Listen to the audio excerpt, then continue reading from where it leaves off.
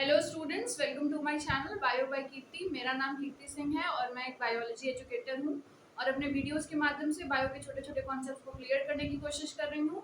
उम्मीद है आपको वीडियोस पसंद आ रही होंगी। तो चलिए चलते हैं आज के टॉपिक की ओर, which is law of dominance. Okay, चलिए देखते हैं।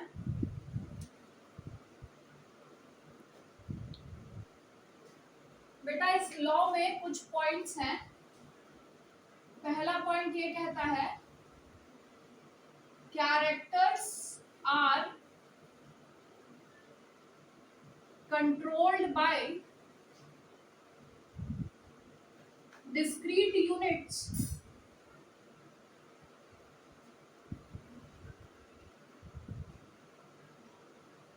known as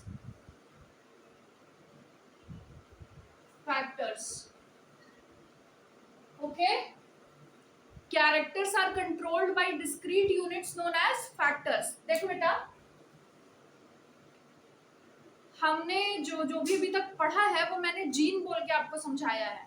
ठीक है, जीन और एलील का कॉन्सेप्ट मेंडल के टाइम पे नहीं था। ठीक है, मेंडल को क्रोमोसोम के बारे में कुछ नहीं पता था, डीएनए जीन कुछ भी नहीं पता था। ठीक, मेंडल के डेथ के बाद 1901 में जीन की डिस्कवरी हुई थी। जीन टर्म जो है वो दिया गया था, कॉइन किया गया था। तो जीन एंड एलील ये सारे जो टर्म्स हैं ये मेंडल के टाइम पे नहीं थे, ना मेंडल ने ये टर्म्स यूज किए थे।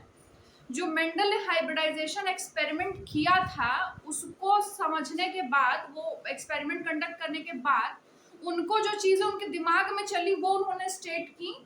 ठीक है, तो उन्हें ऑल्दो क्रोमोसोम, जीन और एलील के बारे में कुछ नहीं पता था, लेकिन उन्हें ये समझ में आ गया था कि कुछ है ऑर्गेनिज्म के अंदर जिसकी वजह से वो पर्टिकुलर ट्रेट अपीयर हो रहा है। ठीक है, कुछ है जिसकी वजह से पर्टिकुलर ट्रेट अपीयर हो रहा है। ठीक है, अब वो क्या था उन्हें नहीं पता था, तो उन्होंने कह दिया कि ये कुछ है, कुछ इंडिविजुअल सा कुछ है जिसकी वजह से पर्टिकुलर ट्रेट आ रहा है। तो उस कुछ को उन्होंने बोल दिया फैक्टर, कि कुछ फैक्टर प्रेजेंट है किसी टाइप का ऑर्गेनिज्म के अंदर जो कि रिस्पॉन्सिबल है, एक कैरेक्टर को कंट्रोल करता है। मतलब टॉलनेस, शॉर्टनेस, जैसे हाइट की बात करें, हाइट इज द कैरेक्टर, तो हाइट को कंट्रोल करने के लिए फैक्टर्स प्रेजेंट होते हैं ऑर्गेनिज्म के अंदर। ठीक है, ठीक, फैक्टर्स के ही ऑल्टरनेट फॉर्म को हम लोग एलील बोल रहे हैं, या जीन के ही ऑल्टरनेट फॉर्म को हम लोग एलील बोल रहे हैं। तो कैरेक्टर को कंट्रोल करने के लिए फैक्टर्स प्रेजेंट हैं और उन्हीं फैक्टर्स के कॉम्बिनेशन की वजह से एक ही कैरेक्टर के अलग अलग ट्रेड्स अपीयर हो रहे हैं। ठीक है, तो उन्होंने ये वर्ड टर्म यूज किया था फैक्टर। जीन टर्म उन्हें नहीं पता था, ना उन्होंने दिया है। ठीक, दूसरा क्या है,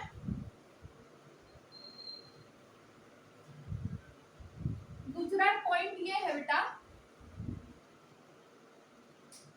factors occur in pair.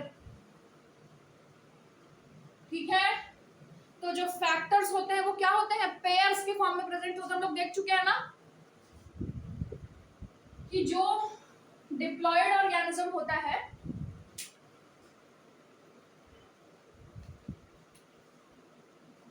Diploid organism होता है उसमें क्रोमोसोम्स ऐसे पेयर्ड होते हैं और क्रोमोसोम के ऊपर ही जीन्स प्रेजेंट होते हैं।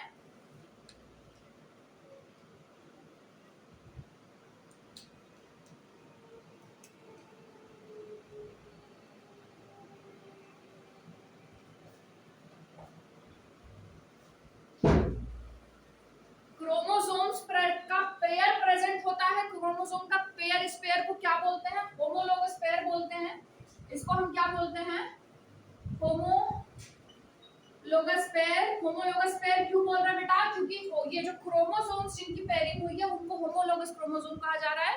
Homologous chromosome same shape, same size के होते हैं, सेंट्रोमियर का पोजीशन सेम होता है, सेम जीन्स प्रेजेंट होती हैं दोनों पे। एलील अलग हो सकती है लेकिन जीन्स सेम होती हैं। तो दोनों ही होमोलोगस क्रोमोसोम पे क्या होंगी, सेम जीन प्रेजेंट होंगी अगल बगल में, सेम पोजीशन पे। ठीक है, तो वही जीन को यहाँ पर क्या बोला जा रहा है, फैक्टर बोला जा रहा है ना। तो क्रोमोसोम के ऊपर फैक्टर्स प्रेजेंट है जीन्स प्रेजेंट है, क्रोमोसोम पेयर्ड है, यानी कि फैक्टर्स भी क्या है, पेयर्ड है। ठीक है, ये देखो, ठीक है, फैक्टर्स पेयर्ड है ना, यही ये जो टी है ना, ये जो टी मैंने बनाया है, इसी को उन्होंने फैक्टर बोला। This T and this small T is a factor. ठीक है, ठीक, तो ये क्या होंगे, पेयर्ड कंडीशन में होंगे, तो factors occur in pair, characters are controlled by factors and factors are occurring in pair. उन्हीं फैक्टर्स को हम बाद में क्या बोले, जीन्स बोले। ठीक है, और जीन के ही अल्टरनेट फॉर्म्स को हम क्या बोले, एलील बोले। क्या बोले, एलील बोले। ठीक, तो ये चीज हो गई।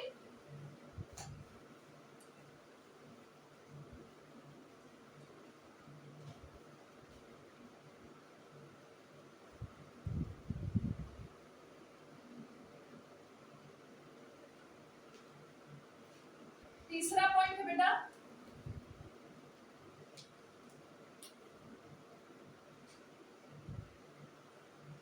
इन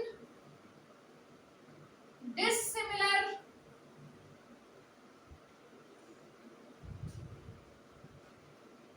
pair of factors, one member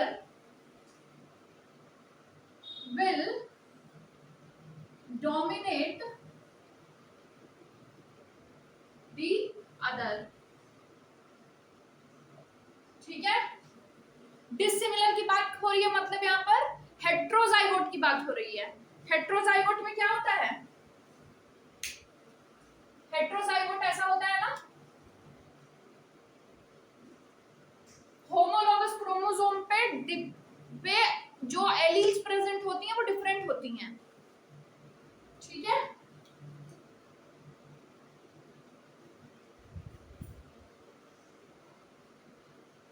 ठीक, ठीक, इसको हम कंडीशन को क्या बोलते हैं, हेट्रोजाइगस कंडीशन बोलते हैं ना।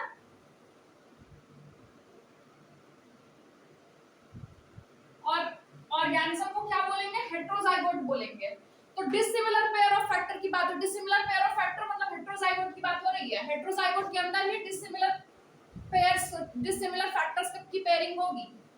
तो जब डिसिमिलर फैक्टर्स की पेयरिंग होती है तो उसमें एक जो है, उसमें क्या होगा, एक जो है वो डोमिनेट करेगा दूसरे वाले को, one will dominate the other, और जो डोमिनेट करेगा, ठीक है, उसी का फिनोटाइप अपीयर होगा।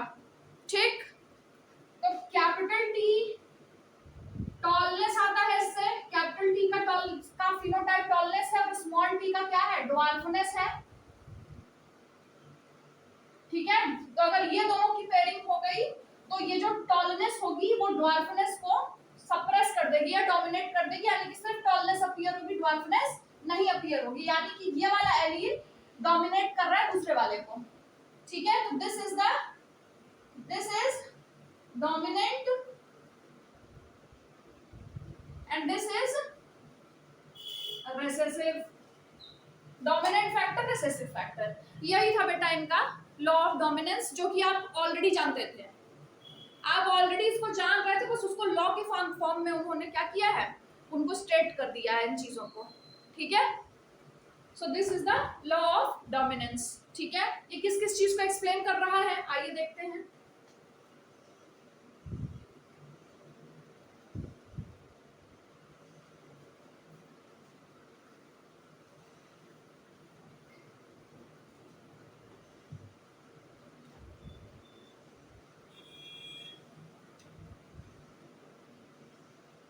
टॉल और ड्वार्फ का जब हमने क्रॉस किया था बेटा, तो क्या हुआ, ये सारे के सारे प्रोजेनिस कैसे आए थे, टॉल आ गए थे। और फिर जब इनकी सेल्फिंग हुई तो क्या हुआ,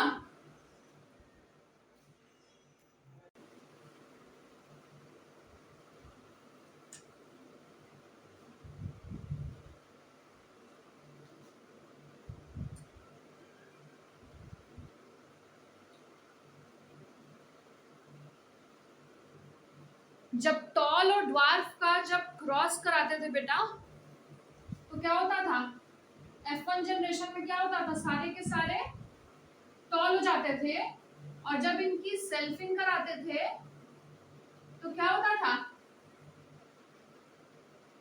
3 टॉल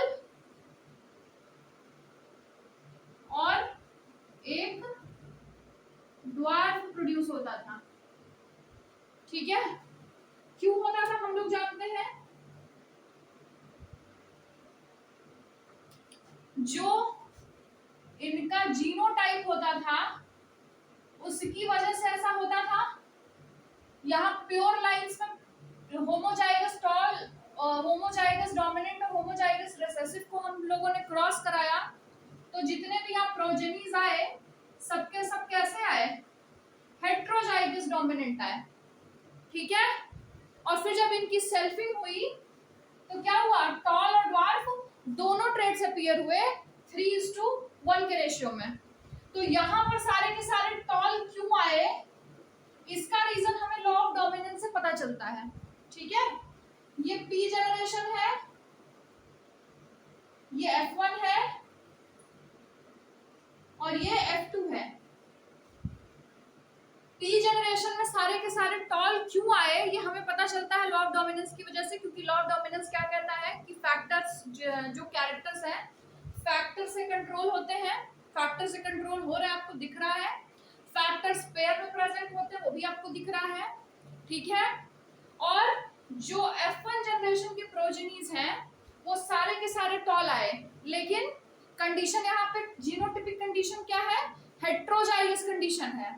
थर्ड पॉइंट क्या था कि जब भी डिसिमिलर पेयर्स होते हैं, मतलब जो ऐसे फैक्टर्स के बीच में जब पेयरिंग होती है जो कि डिसिमिलर हो कैपिटल टी स्मॉल टी, देखो साथ साथ आ गया, तो एक फैक्टर जो होता है वो डोमिनेंट होता है दूसरे के ऊपर। ठीक है, एक फैक्टर डोमिनेंट होगा, जो दूसरा वाला होगा उसको हम क्या बोलेंगे, रिसेसिव बोलेंगे। और उस टाइम में क्या होता है, डोमिनेंट होने का मतलब क्या है, जो डोमिनेंट है उसी का फिनोटाइप जो है वो एक्सप्रेस होगा, जो कि हो भी रहा है, देखिए आप, उसी का फिनोटाइप जो है वो एक्सप्रेस हो रहा है। यही था ना थर्ड पॉइंट, कि जब डिसिमिलर फैक्टर्स की पेयरिंग होती है तो क्या होता है, एक फैक्टर जो होता है दूसरे को डोमिनेट करता है, जो डोमिनेट करेगा उसी का फिनोटाइप दिखेगा, देखो उसी का फिनोटाइप दिख भी रहा है। तो F1 जनरेशन में ठीक है, जो फिनोटाइप दिखता है वो भी एक्सप्लेन होता है लॉ ऑफ डोमिनेंस से। ठीक, और उसके बाद जब इसकी सेल्फिंग होती है बेटा तो 3 टॉल 1 ड्वार्फ आता है, उसका जीनोटाइप क्या होता था, इन 3 टॉल में से बेटा एक होमोजाइगस डोमिनेंट होता था और दो हेट्रोजाइगोट्स बनते थे। ठीक है, तो यहाँ पे भी देखो डिसिमिलर एलील्स या डिसिमिलर फैक्टर्स की पेयरिंग हुई है। ठीक है, तो यहाँ पे भी जो 3 टॉल आ रहे हैं क्यों आ रहे हैं, और यहाँ पर एक ड्वार्फ आ रहा है क्यों आ रहा है, वो भी इसी से एक्सप्लेन हो रहा है। क्या, क्योंकि कैरेक्टर्स जो हैं वो फैक्टर से कंट्रोल हो रहे हैं, फैक्टर्स पेयर में प्रेजेंट है, और जब भी डिसिमिलर फैक्टर्स की पेयरिंग होगी तो एक ही पेरेंटल कैरेक्टर एक्सप्रेस होगा, और कौन सा वाला एक्सप्रेस होगा, जिसका फैक्टर डोमिनेंट होगा, जिसकी एलील डोमिनेंट होगी। तो देखो वो दिख रहा है यहाँ से, इसीलिए यहाँ पे 3 टॉल आ रहे हैं। ठीक है, और यहाँ सारे टॉल आ रहे हैं। ठीक, तो ये चीजें एक्सप्लेन होती हैं, साथ ही साथ ये 3:1 का रेशियो भी एक्सप्लेन हो जा रहा है इस तरीके से। ठीक, तो क्या क्या इससे पता चल रहा है,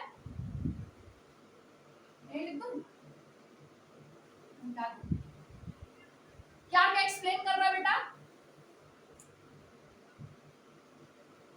क्या एक्सप्लेन कर रहा है,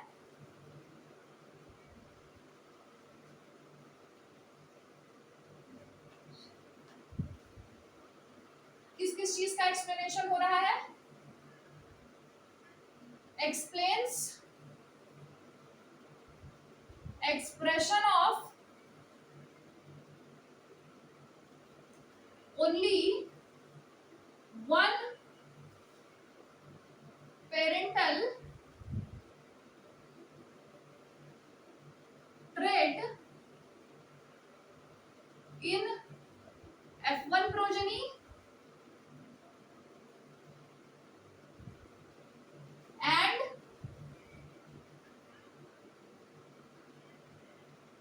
expression of